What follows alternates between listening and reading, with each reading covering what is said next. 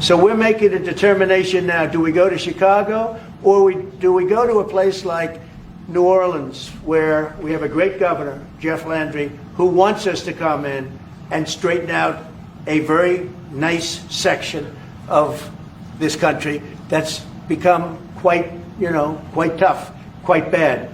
So we're going to be going to maybe Louisiana, and you have New Orleans, which has a crime problem. We'll straighten that out in about 2 weeks. You want to make some news?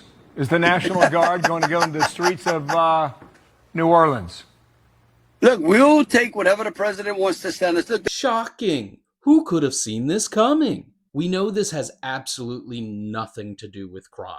Because just like every other city that Trump is threatening to send federal troops to, New Orleans has been experiencing a declining crime rate.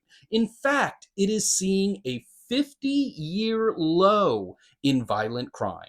And despite being such a major city in Louisiana, it is only number 5 in the most dangerous. But I bet you can guess what the other cities have in common. In October, New Orleans will be electing a new city council and mayor. This suggestion of sending in federal troops is a clear attempt at seizing control of our local offices for the purpose of advancing white supremacy and enriching wealthy elites. So let's hear from some of our local candidates in these unprecedented times where democracy is literally on the ballot. So many streets uptown are like this. It's unacceptable. Hold on, Lily. As your next council member, I will make street improvements my top priority. Who are affected. The fact right now, I can tell you, whether you are a small business or large business owner, if you are a hustling entrepreneur, the fact that it takes months to get a permit is devastating.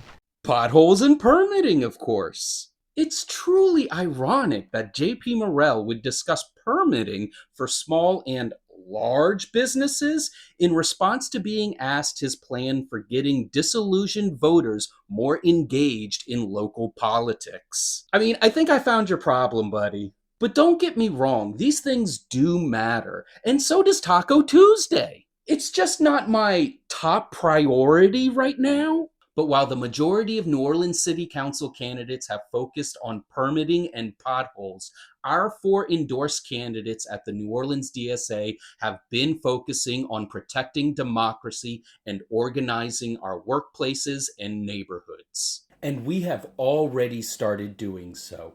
We will resist this fascist federal takeover of our city, and we will win together. Solidarity.